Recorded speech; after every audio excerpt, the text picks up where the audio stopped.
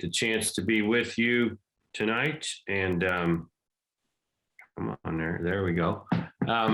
As you mentioned, is introducing the proposed budget, a chance to go through that with you all. And here we are again, hard to believe, still amid a pandemic, a year after we did this once already. We are still, in my view, framing this work in the decade of the 2020s, a critical decade, with a path forward that continues to emphasize two huge challenges.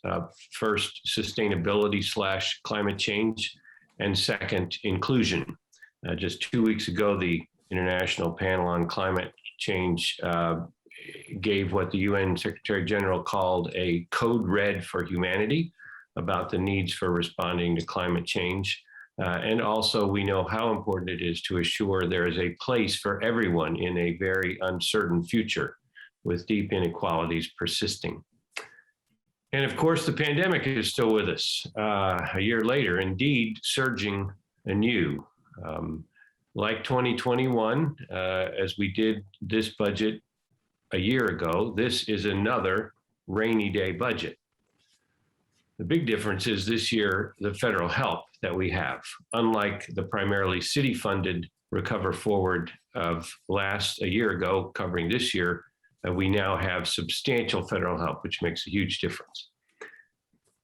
As you know, a budget is a balance among many competing needs, interests, priorities. It involves literally hundreds of choices or trade-offs. We must sustain the basics, being able to practically and efficiently provide what people need and expect from city government. And we must try to reach farther, aim higher toward the future, the decade of the 2020s, to meet our obligations to the future and to be the community that we want to be. So this proposed budget you'll hear tonight and over the next 3 nights after tonight was developed with extensive input from all 9 of you council members, as well as from many local organizations, members of the public, of course, our department heads and their staffs. Since April, there has been extensive back and forth among this whole group of stakeholders about preferences and interests and priorities and goals. We had a city survey as well come out, and we sincerely, I and we in the administration sincerely appreciate and use all of this input. So tonight and this week, we will present proposed budgets reflecting all of this input and reflecting the balancing that has to happen to bring a fiscally responsible, a community responsible, a planet responsible budget, one that embodies the wide range of values held by our communities and that are reflected in our government. We will present budgets overall and also each of 17 departments plus the Office of the Mayor, and we are going to forward budgets, as mentioned, of 2 independent bodies, the council and the clerk of the city. I want to thank directly our cabinet, the department heads. You'll be hearing from all of them, all of our employees during this very, very challenging past 18 months that are not over. I'll particularly thank Jeff Underwood and his staff in the Controller's office, who have done incredible work in challenging circumstances to assemble all of these budgets with help from members of the Office of the Mayor and, of course, many, many other people. Let me bring attention to a couple things.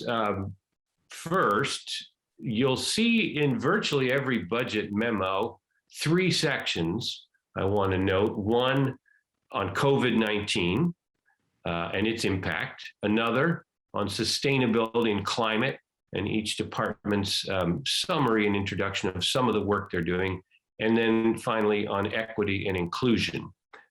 Please look for those in each of the memos to highlight those areas.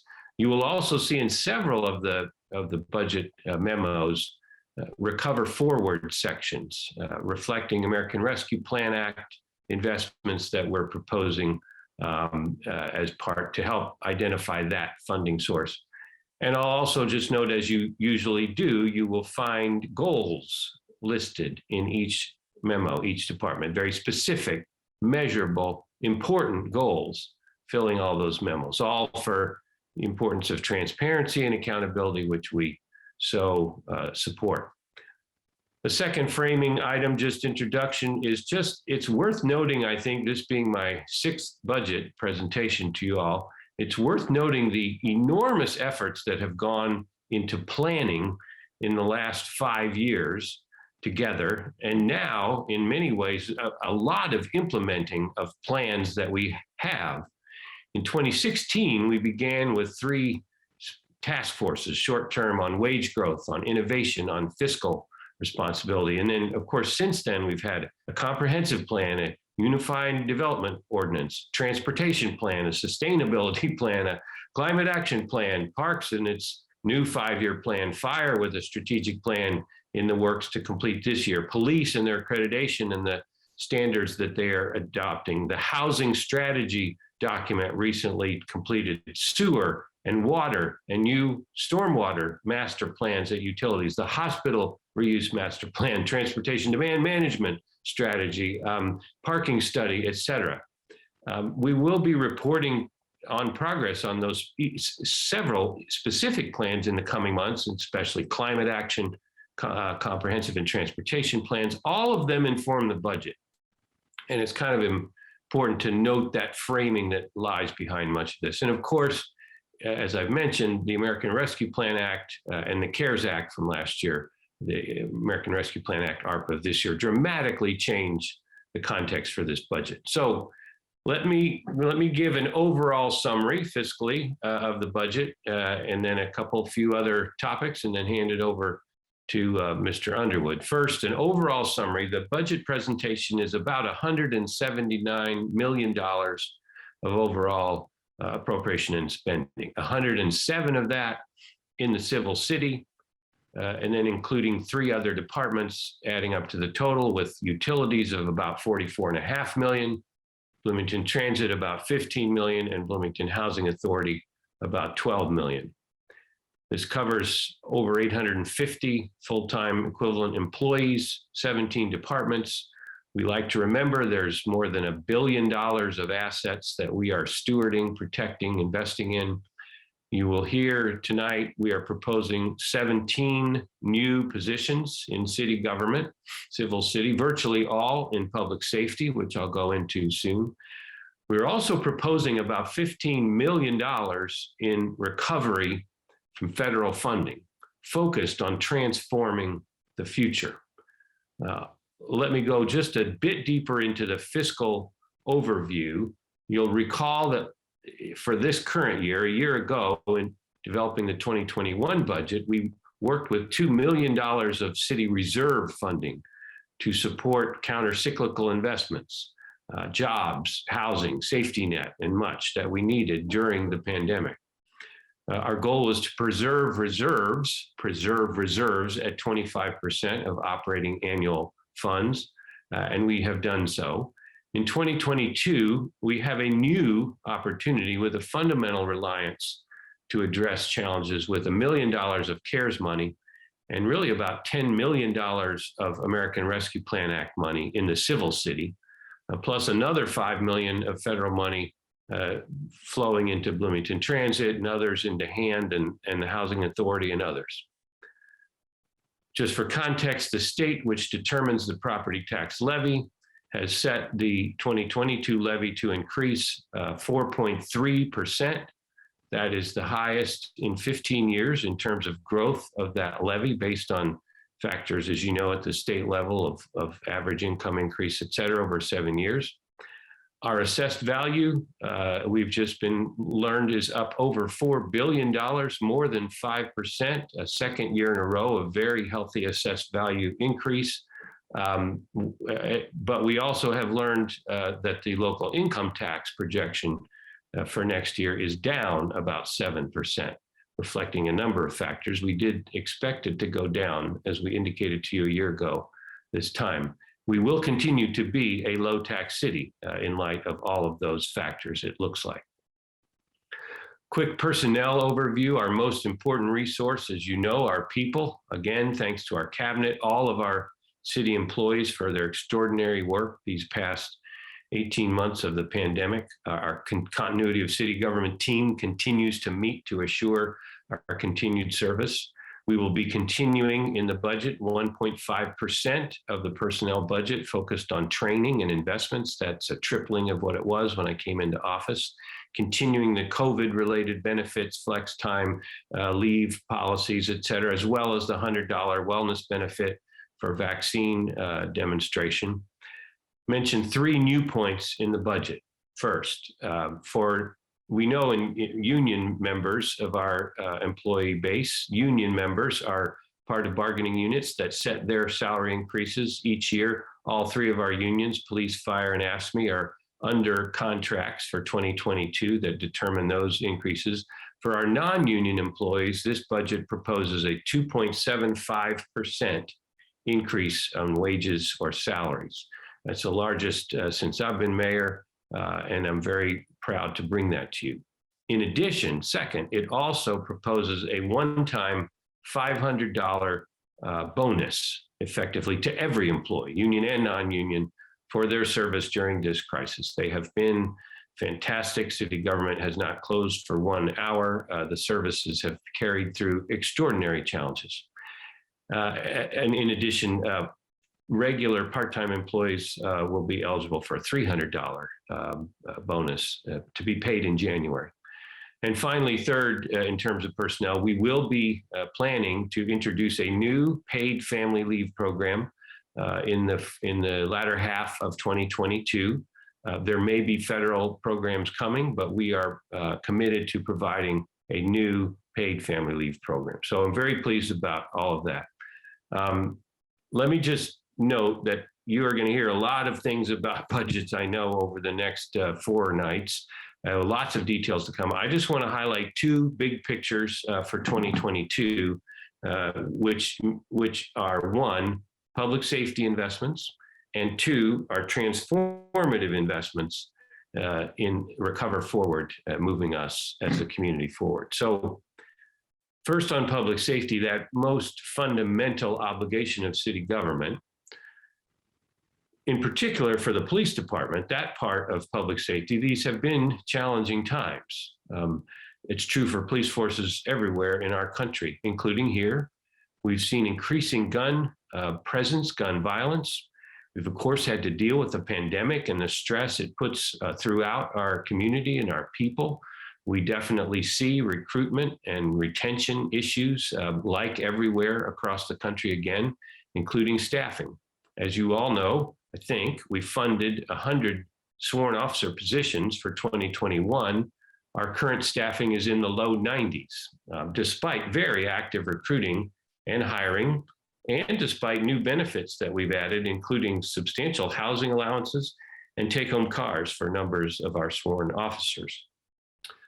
We've had a lot of discussions and options being reviewed about how to deal with that internally with leadership, also with officers in the union. We've gotten feedback directly from the new future policing task force that's been set up to make recommendations. And the budget includes major investments in continuing to expand and transform our public safety efforts in police and beyond. And let me just highlight some of those. For the police department, several new components in the budget. First, funding for 5 more sworn officer positions, up to 105. In effect, that would let us net hire 12 or more officers over the 22 year, between now and the end of 2022.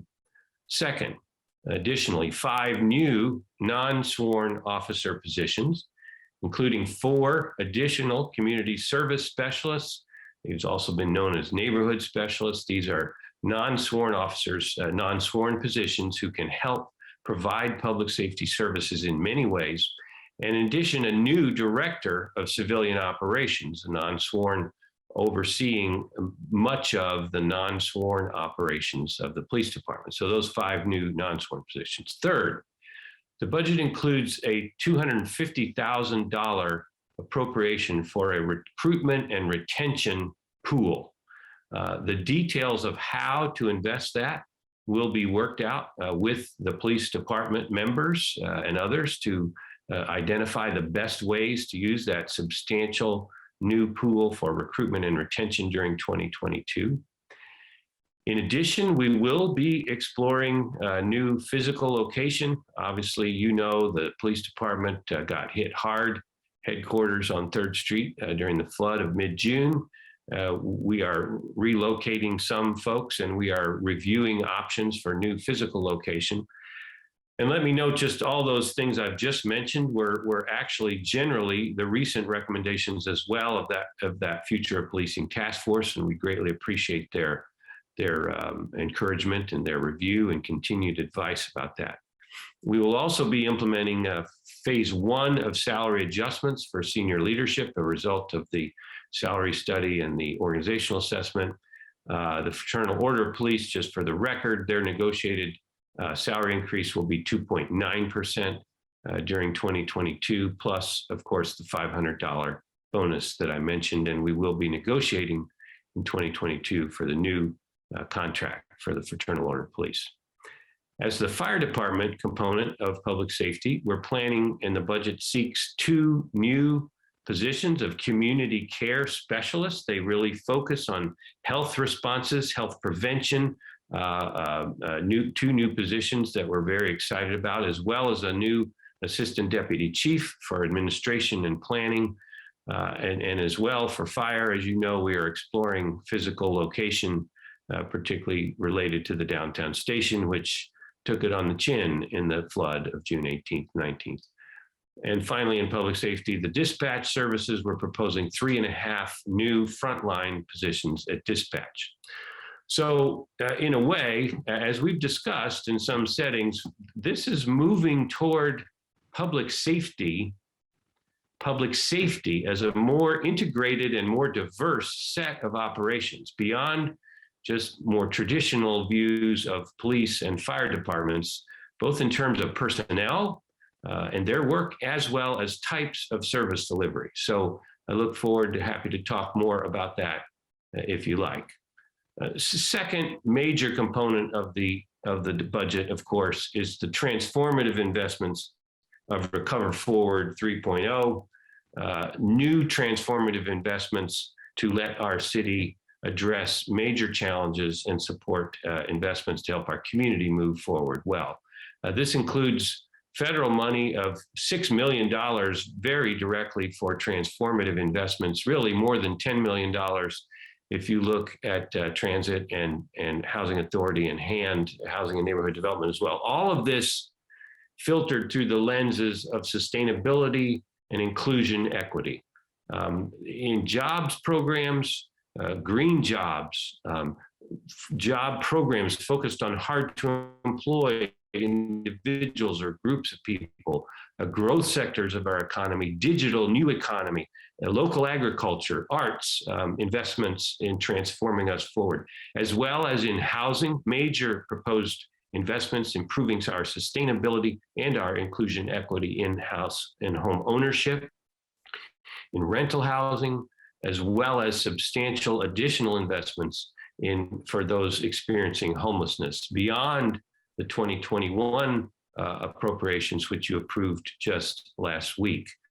In addition, new investments in public infrastructure, again, through the lens of sustainability and inclusion on greenways, major investments in greenways, in trails, as you know, in lead line identification in the water system, in cyber and digital equity, as well as implementing plans quite explicitly for the climate action transportation plan with specific appropriations, a corridor study for College and Walnut, waste to energy study and review continuing, and many more things like that.